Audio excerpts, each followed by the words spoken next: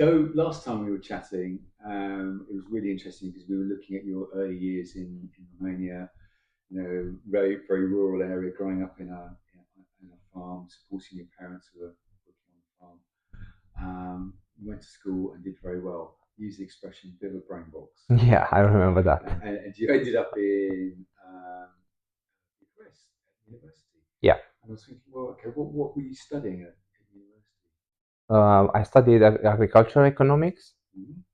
That's all linked to the environment, the soil, and all that then links to the quality of food that's being served, especially in countryside, with all the land that we used to have and everything. So the qualification that I got out of all these 4 years of studying, it had to do with what it's called agriculture engineer.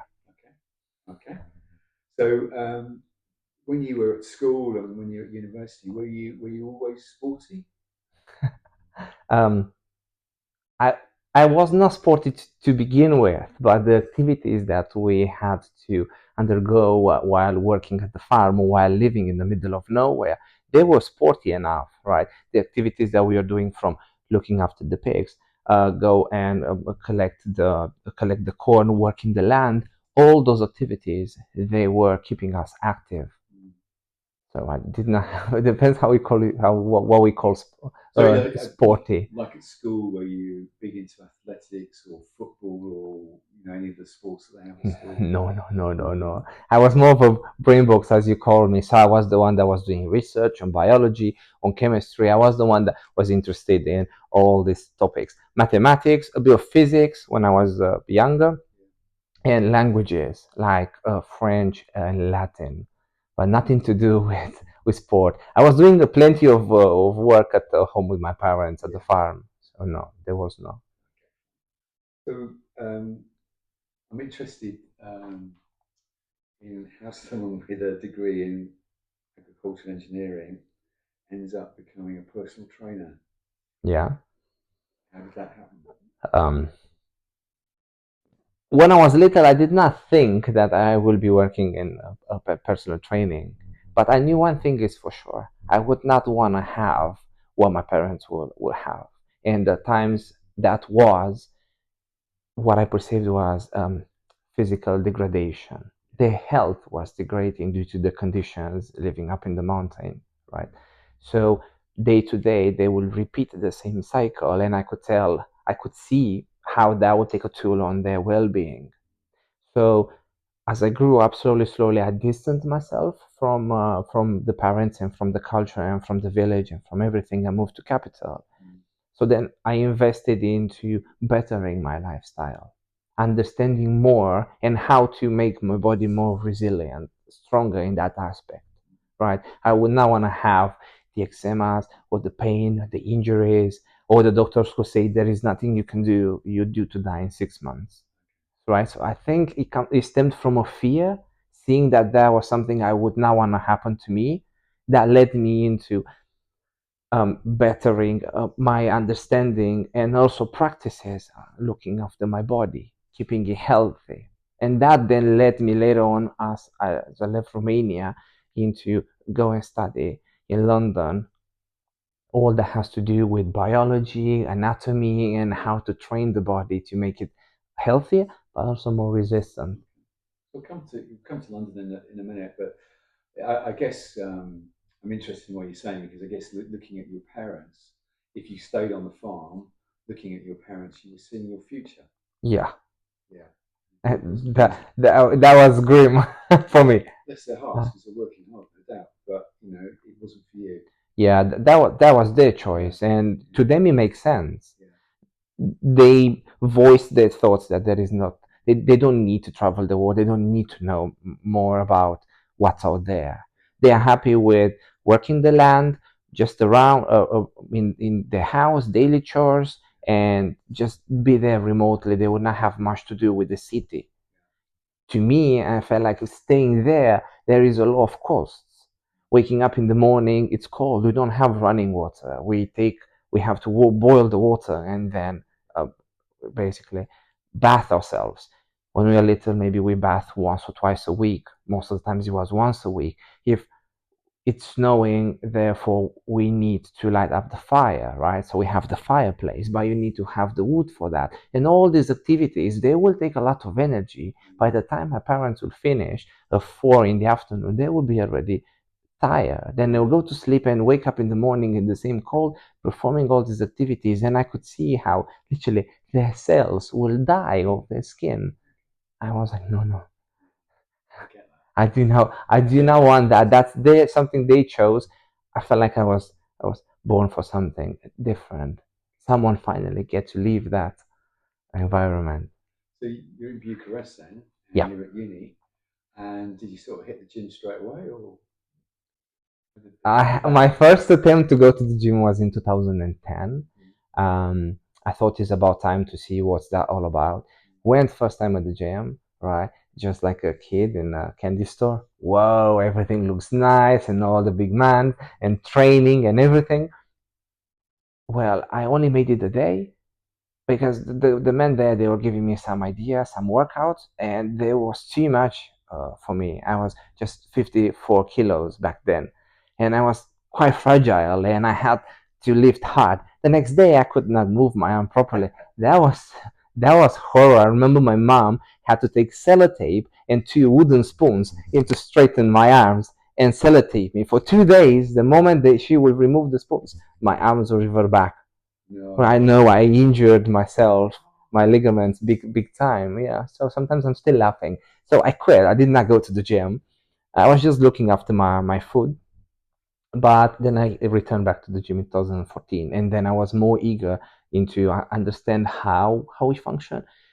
And I started with YouTube and some videos, and I asked some professionals, and then I learned slowly how to improve my lifestyle, how to get bigger as well. So I was 62 by the time I left Romania and come to the UK. So when you got to the UK, then had you decided to become a PT whilst you were in Romania? That's why you came here, or was it when you were here you decided to become a PT? Um, when I moved from Romania here, my sole intention was to continue working in fashion. I was working in retail and had to do with either designer clothing or non-designer clothing, but big brands. So I was working there, and then I decided to pursue and actually go to school in order to study something that will allow me to work in a gym and also train myself. If I understand myself more in how we function, then I'll be able to take and cater to other people's needs as well. So yeah, I went to school after, and I studied, and then I got to work for Better Gym. That was my first job in the fitness industry. Okay, so what sort of things did you study in order to become a PT? Is this like I studied the biology, the anatomy, the biomechanics, basically how we function, how the muscles they work together in order to deliver, let's say, an appealing aspect, and so on, how to create programs, and how then those to apply them to individuals because everybody is different. Yeah, so I have a degree in personal training, and on top of that, there is a lot of other research and courses I've done to um, to better my understanding. yeah? Because I mean, you are yeah, you're a personal trainer, you work down a gym, but also you like to invest some of your time working with your clients around their mental well-being, Yeah. and that's something that we're going to come to in the next interview, folks. So don't wander off. But we're going to stay concentrating at the moment on the more sort of like physical side of your work. So what's it like? What's the best thing about being a PT, personal trainer? um, you get to look into people's lives.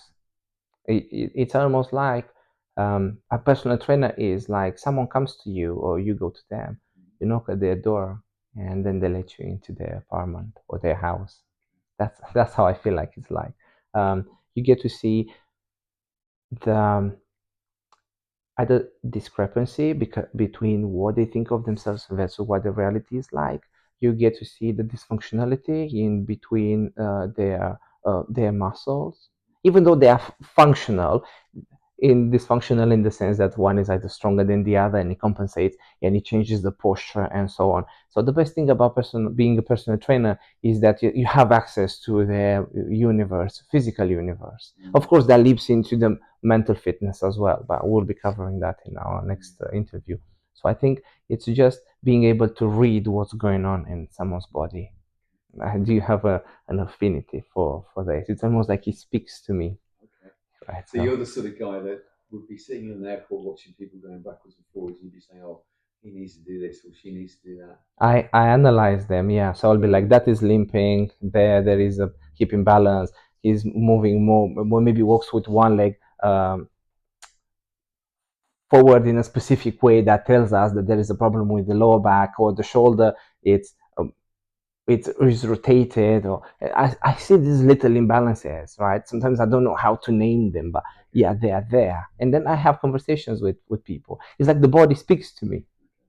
So you get to delve into your client's life and a little bit and find out what's making them tick and what's probably brought them to the gym. Yeah.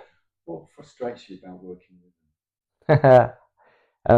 I think here there is two aspects. One that has to do with the fact that I tend to be biased into wishing other people will invest as much as I do Where's your passion? Is your when it passion comes with to them? their fitness, Mm. in the sense of I need to look after my body. It's my temple. This is what I have. This is the car that drives me to work or wherever I'm going on this planet. So I want to invest more in it. So that's one of the things that that bothers me, because I kind of at times expect people to also treat the body the way I'm treating mine. That is one aspect. And the other aspect, when it comes to what's being a personal trainer, it's the plethora of informations that we have out there, and the notions and ideas and different opinions. And people come to me, of course, watching social media, and they expect then to get this. Was the syndrome called the fact that they want instant gratification, Yeah, right? So yeah. I'm expecting that if I've been 20, 30 years ignoring my body, I go to the gym and I expect in 2, 3 months to be sorted. Mm. Which that's a long-term process. The same you caused what you caused to your body. It's also the same. It will take more time in order to recover and bring it at least to balance.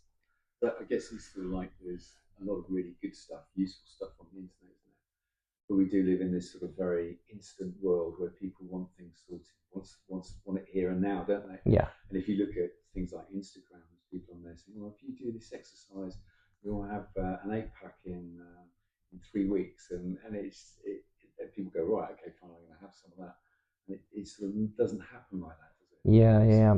Well, social media, it's a world of highlights. So there is so much behind that an individual maybe is doing in order to achieve those results. They're not gonna tell you that, no, right?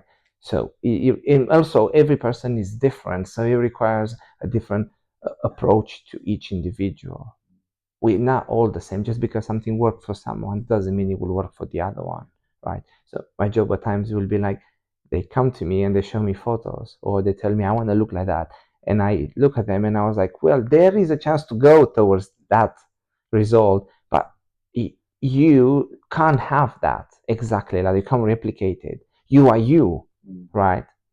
So that at times makes it difficult on how you deliver that, but in the same time, you want to ensure that you keep the person in order to work on whatever they need. is that one of the biggest challenges for you? Is managing people's expectations around what they can or can't achieve? Yes, and sometimes mine, Yeah, because I expect them, if they come, they will put the effort in, they will be consistent, and they will show up, and they will take this serious. And sometimes it's just that they think they want to have it, but the moment they see what the program entails, or the dedication and the focus consistency, they well, at times they can take a step back. but sorry to interrupt. I guess it must be quite frustrating. Sort of like, we're in November now. We're in October now. Coming up to Christmas time. Then we get New Year's resolutions, don't we? I must get fitter, and you get people maybe coming down the gym saying, "Make me fit. I want a beach body for the summer," Yeah. and that must be really quite frustrating for you because Y- they're not really committed to it. yeah, yeah, yeah. That's one of the aspects of being a personal trainer, and at times I understand where they're coming from. I might be frustrated. I know that can be the downside to every job. It definitely has some, but I think there is things could be done in that little time that we have together, right? At least something that's so fundamental that they will be able to take it with yourself, Yeah. with them. So what are the, because we've touched on your the sort of like well-being side Yeah. of the work that you do. What's the links between the physical side of the work you do and the well-being side? What's the links there? One of it, which I think it's really important, is the fact that, let's say, we can see the gym as a place where you can detense yourself, right? You go to the gym after a stressful day, and that helps you with unload all that mental stress that you're having. By working out, we already know that that will diminish. So it's almost like you leave the gym and you leave the stress there, right? You work it out. So that keeps you refreshed, that keeps you healthy both physically and mentally. That's one. The other one is if you hit the gym and you work out, it makes you stronger, right? You get more resilience, and you can take that resilience and bring it into day-to-day activities, right? You toughen yourself. The other one that I see that it works really well with individuals that hit the gym, it's their self-image, right? If they go to the gym and they work out, um, they look at themselves as, oh, I've done something with myself. There is progress, right? There is results, right? So their self-esteem increases. And then they can take that in other activities like going to work, and they put more effort there. Why? Because they look at themselves and I'm like, yeah, I've done it, right? Went to the gym, I achieved something. Gives them even a boost into performing other activities. Their relationship better if they do so, because they're working on themselves, they understand themselves better, then they will be able to go in relationship slightly more balanced. Maybe they might have some expectations in relationship, because if you work on yourself, then you expect someone else to do so, Yes. like I'm doing with other people. You never know when you can influence someone just by being you. It's interesting. As I say, we'll come to the well-being side of your work in another interview. So I've got a slightly weird question. Well, not weird question, but it's an interesting question. But I think Let's it's hear maybe it. slightly weird. How do I put this? Let's say, yeah, if I had a fireplace and I wanted to keep the kids away from the fire, I would not hang your picture over the fireplace to scare them off. You're quite a good-looking dude. Help or hindrance? um, I think it's both. To certain degrees, both. So being physically attractive, what happens is at times you will attract individuals. They might be inspired by what I'm doing, or they might want to be around me in order to whatever their gains might be by being around. But then also on the other side of the spectrum, there is people that they will distance themselves from you, right? To give you an example, online someone has mentioned that if I'm a personal trainer and I got to look appealing, then I definitely must be treating people as well, treated people less, just because I'm relying on my looks, Okay. right? So that was one of the aspects. Or someone has said that, oh, I can't be like you. I wish I could be like you. I wish I could look like you, but I can't. So what I noticed some will do, it's a little bit of sour grape situation here. What is happening is they say, oh, I can't be like you. I can't be around you. So therefore, let me find some faults, right? So I'll assign you some faults in order to feel better about myself, because I can't punish myself. So therefore, let me punish you. So they will say that, oh, you're arrogant, you're difficult to converse with, it's difficult to get in touch with you. I think you consider yourself superior, whatever the story they tell themselves. I had some of those situations as well. And I'd have a client that refused to train with me only because he brought to the surface a lot of insecurities, and said, oh, I can't have Sava as a personal trainer because the moment he looks at me, and when I look at what he has achieved, he makes me feel insignificant and small. So I need someone that would not be as, what was the word that said? It was not successful. It was a word around the fact that um, Sava is a muscular man, Yeah. therefore he makes me feel tiny, right? Makes me feel the wind. Yeah, make me feel it was bringing insecurity. So Yes. right, so that was one of the cases, right? Okay. And now that I said this, it springs to mind. There was a case with a man that we trained. I gave him a couple of exercises to do them. Right, he was doing them next to his girlfriend, and what has happened is he started vomiting. Right, he pushed himself because he saw that his girlfriend is performing better than him. So there was a bit of competition there. And because that happened in front of me, he quit the session saying that I can't show up in front of Sava because can you see how great he looks like? Right? And I look at myself and I'm feeling embarrassed now. What kind of man I am by doing this and this happening to me, right? So at times we could pull people away, it could be a put off, yeah, right? Because he brings certain insecurities. On the other side, he can inspire some people, like the people I have in my community, that we do perform activities together. So they want to be inspired by me. They want to learn more because they also want to achieve a state of bettering their physical yeah. aspect of the body. I think it's really interesting to hear you talk about this because I think, sitting back and looking at Sava from the outside in, you think, oh, he's a good looking bloke. Life must be so breezy for him. But actually, what you're saying is actually it's a bit of a mixed blessing. Yeah, yeah, And it's about people's expectations around you. And you get people coming to you and say, oh, I want to look like you. I want to work out. I want to look like you. I mean, I guess they want to improve their physical fitness and by definition, probably their looks as well. So is that something that people say to you? yes. Yeah. Yes, there is people that even on social media. So I post a photo, right, which was last week. So someone said to me, "Oh, I wish I could look like you. Tell me what to do so I can look like you," and so on, right? So it is great. It brings people to me, and then if that's the case, we can collaborate. Yeah. But also, I can see people that are staying, they stay away from me. I think in a way, without assigning blame, they can see their own limitations, Yeah. and that's how much they can do, and then they stop there. Or maybe God knows how other people perceive me. My intention is not to be so, but maybe I'm working out and I'm training quite intensively in the gym, and that could be, I could intimidate just by doing so, which I haven't not thought about it. But someone said to me, "Oh, if I wouldn't have spoke to you at the phone and I saw your photos first, I would not have come to you." So I was like, but why? Oh, because seeing the photos to me, it comes across as shallow, as bragging, right? Oh, I saw you naked. I would not want to have someone looking like you training me. And again, we go back to those insecurities, which is fine, right? I get to work with the people that want to better themselves and can actually overlook this side, or they are strong enough in order Got some to depth this. to them. Yeah, yeah, yeah. Yeah. So how often do you work out? It depends. The regular is somewhere between 4 or 5 times a week.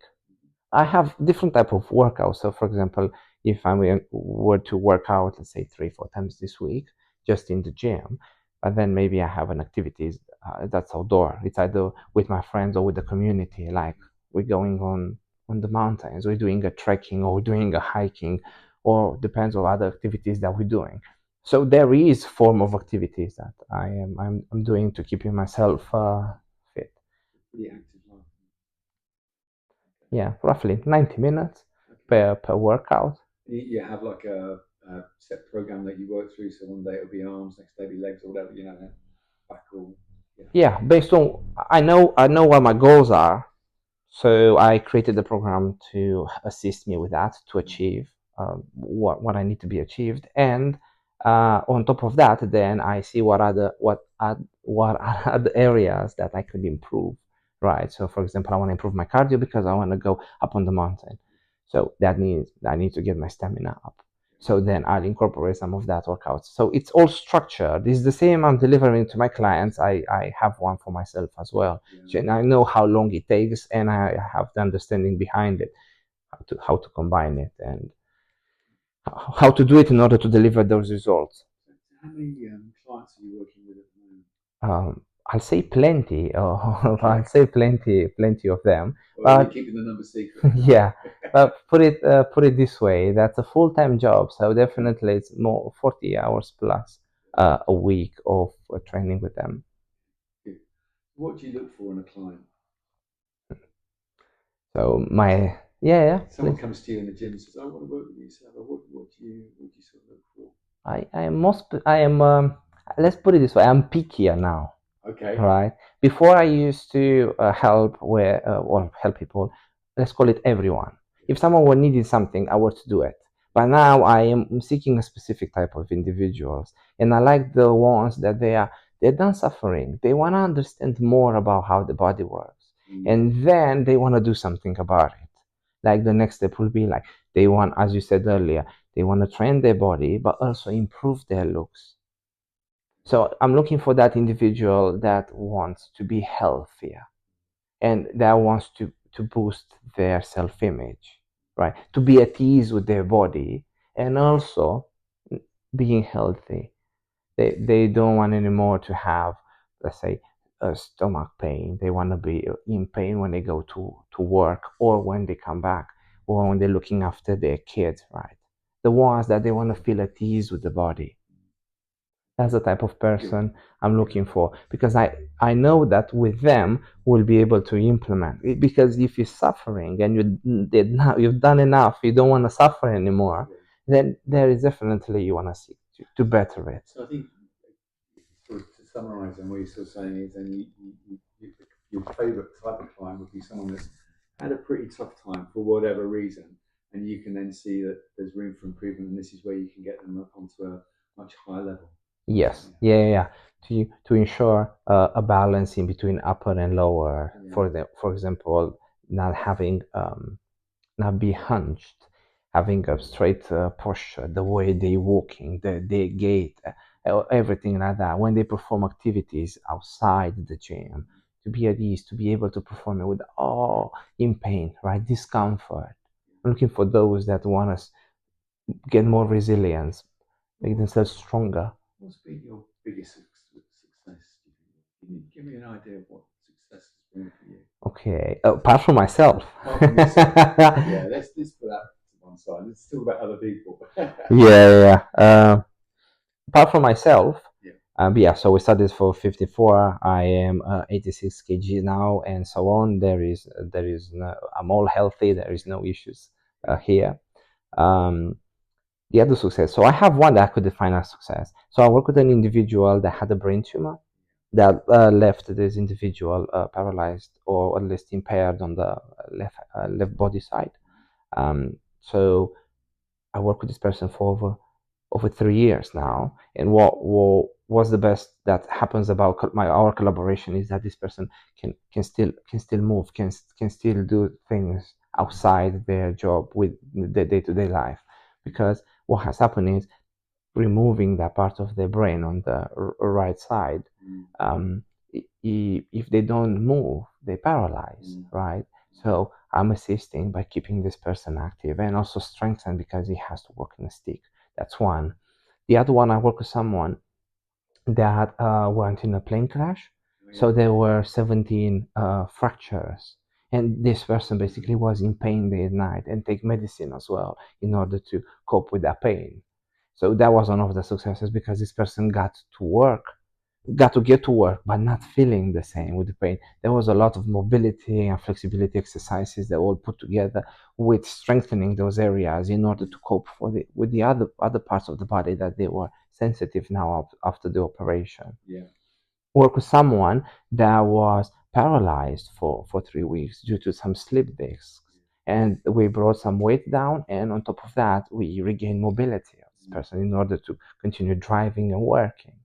Right. And if we are to look at someone that dropped a lot of body weight, I have a couple, they are almost 60 yeah. each, and they drop over 25 kg Wow. each. Yeah. In the same time, you assist them with their mobility, carrying themselves in the house, performing the activities, right? So I think each of my clients, it could be considered a success, right? Because they are all different and they all have different things to achieve. Again, we go back to the ideal client being the one that doesn't want to suffer anymore. They want to be at ease with the body, strengthen it.